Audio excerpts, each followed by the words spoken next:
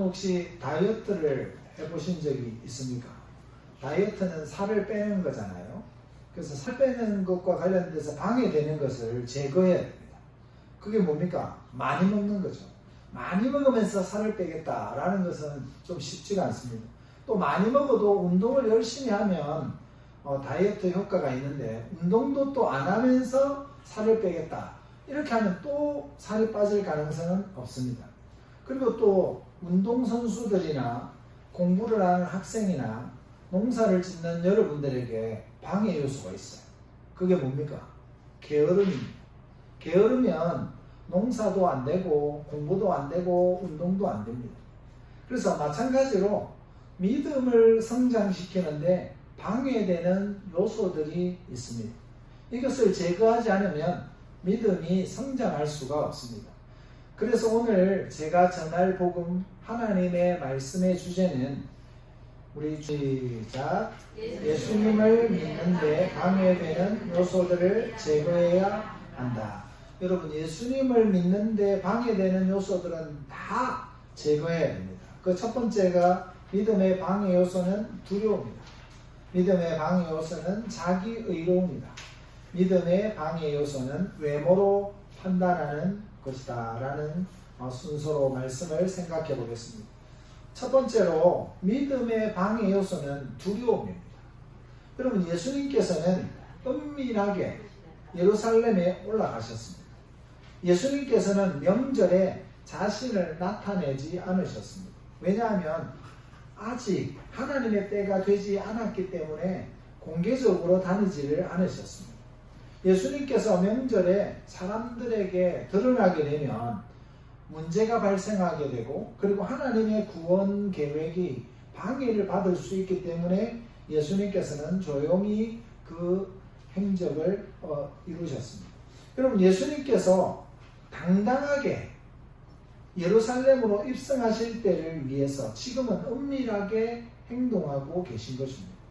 여러분, 하나님이 예비하신 자기 사역의 클라이막스를 향해서, 절정을 향해서 절제하고 계신 것입니다. 그래서 예수님은 내 때가 아직 이르지 아니하였다. 그 형제들에게 내 때가 아직 이르지 않았다라고 말씀하셨습니다. 우리 13절 말씀을 함께 한번 보겠습니다. 시작. 그러나 유대인들을 두려워함으로 드러나게 그에 대하여 말하는 자가 없더라. 여러분, 예수님께서는 아직 때가 되지 않았을 뿐만 아니라 이 유대인들도 예수님에 대해서 말하기가 부담스러운 것입니다. 예수님을 찾는 사람들은 많이 있었습니다. 예수님께서는 이미 사람들에게 유명해지셨습니다. 그런데 예수님에 대해 좋은 사람이라고도 하고 미혹하는 사람이라고도 하는 평가가 엇갈리고 있습니다. 예수님을 똑같이 보고도 긍정적 또는 부정적인 평가가 나옵니다. 우리 14절에서 15절에는 예수님의 가르침에 놀라는 사람들이 있었습니다. 그리고 20절에는 예수님을 귀신 들렸다고 하는 사람도 있었습니다. 그리고 23절에는 안식일에 병자를 고치신 것을 보고 화를 내는 사람도 있었습니다. 그런데 7장에는 유대인이라는 말이 두 가지로 사용이 됩니다. 먼저 첫 번째는 일반 유대인 또는 무리라고 불리는 백성들을 표현하는 말입니다. 그러니까 유대인들이다 또는 무리다 라고 말하면 일반 백성을 말합니다. 그리고 또 하나는 유대 권력자를 말합니다. 11절과 13절에 보면 유대 권력자들을 두려워하는 거죠. 이 유대인이랑 똑같은 말을 쓰는 것처럼 보이지만 다르게 사용되고 있습니다. 그래서 권력자들을 가리키는 다른 용어들은 그것 외에도 그들이라고 표현하고, 당국자들 또는 대제사장들과 바리새인들 이렇게 여러 가지 의미로 사용이 됩니다. 특별히 13절에서 유대인들을 두려워했다는 말은 유대 권력자들을 두려워했다는 말입니다. 유대 권력자들을 두려워해서 사람들은 예수님에 대한 신앙을 표현하지 못했습니다. 사람을 두려워하면 온전한 믿음을 가질 수 없습니다. 사람에 대한 두려움 대신 하나님을 두려워하시기 바랍니다. 사람을 두려워할 것 없습니다. 사람 무서워할 것 없습니다. 하나님을 두려워해야 됩니다. 사람은 우리가 이 세상을 떠나면 안 보면 됩니다. 그러나 하나님은 우리가 이 세상을 떠나도 또 뵈야 됩니다. 그러니까 누구를 더 두려워해야 됩니까? 하나님을 더 두려워해야 되죠. 사람들은 자꾸 사람을 두려워하는데 사람의 눈치를 보고 하나님을 제대로 믿지를 못하는 거예요. 특히 이런 지역에서, 농촌 지역에서는 내가 지금까지 교회 안 다니다가 갑자기 어느 날 교회 간다고 하면 사람들이 나를 어떻게 볼까? 좀 두렵기도 하고 부끄럽기도 하고 이래가지고 그런 눈치를 보는 거예요. 눈치 볼 게 뭐가 있습니까?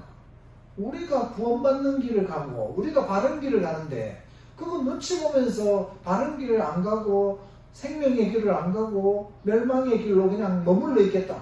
이렇게 말하는 사람만큼 어리석은 사람이 없는 거거든요.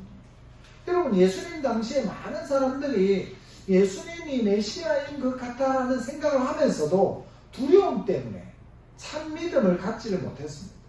오늘날도 두려움으로 인해서 믿음을 갖지 못하는 것과 비슷합니다. 진리의 말씀에 대한 불신, 그리고 이웃 사람들의 눈치, 잘못하면 교회에 한번 잘못 가면 거기서 헤어나올 수가 없다. 교회에 못 빠져나온다. 뭐 이상한 이런 말들을 하는데 못 빠져나와야죠. 생명의 길로 왔는데 거기서 빠져나가면 그게 잘못된 거죠. 어떻게 예수 믿는 길을 왔는데 다른 데로 빠져나갈 생각을 합니까? 참 모르니까, 이 교회에 대해서 불신하니까 이런 말들이 생기는 것입니다. 우리는 생명의 길로 가기 때문에 절대로 좌로나 우로나 빠져서는 안 됩니다. 그냥 바른 길을, 생명의 길을 그대로 가야 됩니다. 그것이 우리에게 주시는 은혜라는 거죠. 그래서 하나님은 여기에서 빠져나오지 못하면 불안감으로 말미암아 신앙을 방해받게 된다고 말씀하고 있습니다. 그래서 오늘 말씀을 통해서 예수님에 대한 확실한 믿음이 없으면 두려움이 생깁니다. 예수님에 대한 확실한 믿음이 없으면 두렵습니다. 사람은 자신이 하는 일에 확신이 있잖아요. 목숨을 겁니다. 여러분, 자신이 확신이 있어 보세요. 사람들하고 이야기할 때 엄청 당당합니다. 근데 확신이 없잖아요. 그런가 이렇게 하죠. 근데 확신이 있으니까 부부 간에도 너무 확신이 서로 있어갖고 막 죽을 똥 말 똥 싸우는 거예요. 너무 확신이 있어가지고. 확신이 한쪽이 없으면 부인 말이 맞구나 남편 말이 맞구나 이래가 수그러드는데 이게 둘 다 확신이니까 내가 맞다 네가 맞다 이래가 서로 이제 막 맞다고 하다 보니까 진짜 맞는 거예요. 그렇게 맞으면 안 됩니다. 서로 안 맞도록 이렇게 눈치껏 피하고 또 어쩔 때는 좀 수그러들고 내가 잘못 생각하나 이렇게 또 돌이켜볼 수도 있는 그런 생각을 가져요. 그러나 믿음에 대해서는 확신을 가지셔야 돼요. 믿음, 내가 예수님을 믿고 구원받아서 죄용서함 받아서 천국 간다. 이거는 변하면 사람들이 뭐라고 해도 확신을 가지셔야 돼요. 여기서는 빠져나올 수 없습니다. 그러니까 확신이 있는 사람은 자신 있게 말하는 거예요. 여러분, 누구를 만나도 예수님에 대한 확신이 있잖아요. 자신 있게 말하는 거죠. 여러분들도 그렇게 되시기를 축복합니다. 그래서 확신이 있는 경우는 다른 사람과 말할 때 치지 않습니다. 제가 예수님의 복음을 전할 때 다른 종교의 것 이야기한다고 집니까? 아니요. 저는 지지 않습니다. 다른 것을 당당하게 그들이 말할지라도 나는 그들의 설득을 거꾸로 역으로 이용해서 오히려 내가 믿고 있는 이것이 더 확실하다고 전하게 되는 것입니다. 예수님에 대한 믿음의 확신이 있을 때 순교도 가능합니다. 참된 진리의 말씀을 우리가 확신할 때 두려움은 사라집니다. 유대인들도 예수님이 메시아인 것 같은데 확신이 없으니 유대 지도자들의 눈치를 보면서 두려워하는 것입니다. 말씀에 대한 확신, 예수님을 믿는 믿음에 대한 확신이 있어야 두려움이 사라지고 기쁨으로 살 수 있습니다. 여러분, 우리가 잘 알고 있는 책 중에 카타콤의 순교자라고 하는 그런 책들 보십시오. 카타콤에서 숨어서 동굴 같은 데서, 저 광야에서 동굴 같은 데 숨어서 살던 그 밤중에 지하에서 땅을 파가지고 이렇게 숨어 살던 사람들이 예수의 복음을 가지고 그 고생을 하면서 그 힘들게 살아가던 사람들이 마지막 순간까지 믿음을 포기하지 않고 순교하는 거예요. 나는 예수님을 부인할 수 없다. 이것이 그들의 마지막 죽음이었어요. 그리고 여러분, 그 십자가에 이 사람들을 잡잖아요. 카타콤에 있는 그 사람들을 잡으면 그 사람들을 막 기름에 튀겨서 죽이고. 여러분, 얼마나 끔찍합니까? 짐승에 이 가죽을 입혀가지고 사자굴에 집어던지고 손발을 다 자르고 죽이고 하는 건 말할 것도, 껍질까지 벗겨서 죽이고. 진짜 예수 믿는다는 것 때문에 엄청난 고난을 겪었어요. 그럼에도 불구하고 그들이 이 밤에 나무에 매달아 놓고, 이 태양빛에 이제 광야의 사막이니까 얼마나 뜨겁습니까? 거기 매달아 놓고 죽기를 기다리는 거예요. 그럼 밤이 되면 아이들이 찾아와가지고 엄마 아빠를 찾아오는 거예요. 밤에. 그럴 때 이 사람들이, 카타콤의 순교자들은 마지막 순간에 빨리 도망가라! 이렇게 하지 않았어요. 너희들도 예수님 잘 믿고 내가 가는 천국에서 만나자. 이러면서 갔어요. 그 확신이 있기 때문에. 내가 믿는 예수를 믿어야 천국에서 만나는 거예요. 이 세상에서 좀 더 사는 게 우리의 목표가 아니라 우리는 하나님께서 예비해 놓으신 영원한 천국에서 또 만나는 거예요. 자녀들 앞에서 출국하도 그 자녀들, 넌 나는 예수 믿다가 이렇게 힘든데 넌 예수 믿지 마라, 그렇게 하지 않았어요. 오히려 예수 잘 믿다가 나중에 천국에서 다시 만나자, 이렇게 말하고 죽은 거예요. 그 책에 나와있는 그 책을 읽으면 진짜 눈물이 막 줄줄줄 흐릅니다. 우리가 얼마나 편하게 예수를 믿고 있는지 그에 대한 감사가 넘칠 뿐만 아니라 말씀에 대한 확신, 예수님에 대한 확신, 믿음에 대한 확신이 얼마나 소중한가 하는 것을 여러분 깨닫게 됩니다. 우리 디모데후서 1장 7절 말씀, 시작. 하나님이 우리에게 주신 것은 두려워하는 마음이 아니요 오직 능력과 사랑과 절제하는 마음이니. 여러분, 하나님을 확실히 믿고 예수님을 구원자로 고백하여 두려움이 아니라 하나님이 주신 능력과 사랑으로 살아가시기를 바랍니다. 두 번째로 믿음의 방해 요소는 자기 의로움입니다. 유대인들은 율법을 지키고 있으니까 자기는 의롭다고 생각을 했습니다. 자기 의로움이 다른 사람을 사랑하지 못하게 합니다. 내가 의로우니 상대방은 틀렸다, 이것이 자기 의로움입니다. 이처럼 유대인들은 자기의 의로움 때문에 예수님에 대한 참된 믿음을 받아들이지를 못했습니다. 오늘 이것에 대해서는 좀 내용이 길긴 한데, 여러분 나중에 하이델베르그 교류문답 우리가 구역 모임할 때 오늘 23주일에 이것 읽으시면, 이 모든 것을 믿는 것이 당신에게 지금 어떤 유익을 주느냐, 당신은 어떻게 하나님 앞에서 의롭게 됩니까? 제가 지금 하나님 앞에서 의롭게 되는 것에 대해서 딱 맞게 우리가 하이델베르그 교류문답 순서대로 23주일에 잘 소개되고 있으니까 구역 모임 빠지지 마시고 다 참석하셔가지고 이 교제 그리고 기도, 하나님을 사랑하는 은혜들을 함께 누릴 수 있게 되시기를 바랍니다. 여러분, 그리스도인이라면 자기 의로움을 버리고 예수님의 의로움으로 의롭게 되어야 됩니다. 그러면 남을 나보다 낮게 여기게 됩니다. 우리 빌립보서 2장 3절 말씀, 시작. 아무 일에든지 다툼이나 허영으로 하지 말고 오직 겸손한 마음으로 각각 자기보다 남을 낮게 여기고. 여기서 자기보다 남을 낮게 할 때 낮자에 우리가 나수하는 낮자하고 똑같은 글자를 쓰잖아요. 낮게 하고 이렇게 해야 되는데 여기다가 지읒을 붙이면 어떻게 됩니까? 자기보다 남을 낮게 여기고. 이렇게 사람들이 자꾸 이 성경은 남을 낮게 여기, 나보다 더 높여주라 이렇게 읽어야 되는데, 어떻게 보면 강하게 읽다고 남을 낮게 여기고, 그러니까 남을 무시하는 거예요. 여러분, 이 말씀대로 남을 자기보다 낮게 여겨야 됩니다. 이 사람 나보다 못난 사람은 없다, 이렇게 생각하셔요. 나보다 못난 사람들이 너무 많다 이렇게 생각하시니까 다른 사람이 너무 우스운 거예요. 근데 여러분, 나도 하나님의 사랑받는 소중한 존재지만 저 사람도 하나님이 얼마나 사랑하셨으면 예수 그리스도를 보내주셔서 그 예수 그리스도를 믿고 구원받아 하나님의 자녀가 되게 하신 거예요. 이 사람도 소중합니다. 하나님은 독생자 예수님을 보내주실 만큼 사랑하는 존재거든요. 나도 그렇지만. 그러니까 얼마나 서로 남을 낮게 여기면서 서로 존중해 주면서 그렇게 살아야 됩니다.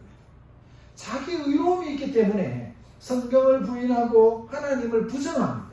자기가 의로운 거예요. 믿지 않는 사람들에게 물어보세요. 자기가 제일 의롭대. 교회 다니고 죄 짓는 사람보다 내가 더 의롭다. 이게 문제인 거예요. 자기가 의롭지 않습니다. 그 사람도. 이거는 상대 비교가 아니에요. 절대 비교예요. 하나님과 우리를 비교하는 절대적인 비교지.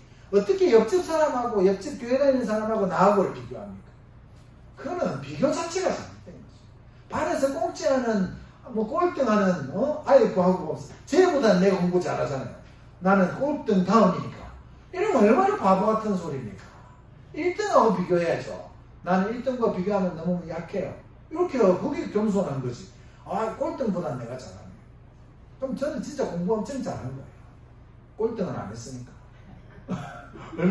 얼마나 공부 잘한 겁니까? 그렇게 살아가면요. 자기는 좋은데 살아가지를 못하고 남들과의 관계에서 제대로 살아갈 수가 없는 겁니다. 자기 의로움 때문에 믿음과 하나님의 나라에서 멀어지는 거예요. 자기 의로움 때문에 예수님을 외면하는 겁니다.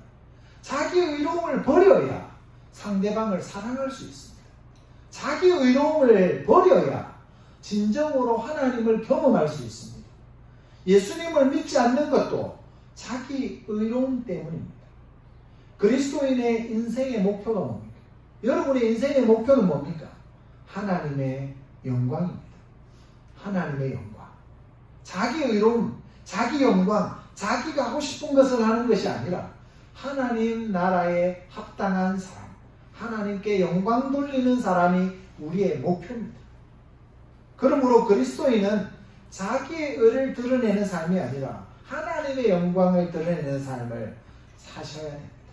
그렇게 살아가시기를 축복합니다. 아멘. 모든 말과 모든 행동에서 하나님을 드러내시기를 주님의 이름으로 축복합니다. 마지막으로 믿음의 방해 요소는 외모로 판단하는 것입니다. 사람들은 외모나 눈에 보이는 것으로 판단합니다. 예수님은 이런 사람들에게 말씀하십니다. 24절 말씀. 시작. 외모로 판단하지 말고 공의롭게 판단하라 하시니라. 예수님을 외모로 판단하는 사람들이 있었습니다. 그러나 예수님께서는 그렇게 하면 안 된다라고 말씀하십니다. 우리 베드로전서 1장 17절 말씀. 보시지 않고 각 사람의 행위대로 심판하시는 이를 너희가 아버지라 부른즉 너희가 나그네로 있을 때를 두려움으로 지내라. 아멘. 하나님은 외모로 보시지 않고 각 사람의 행위대로 심판하십니다.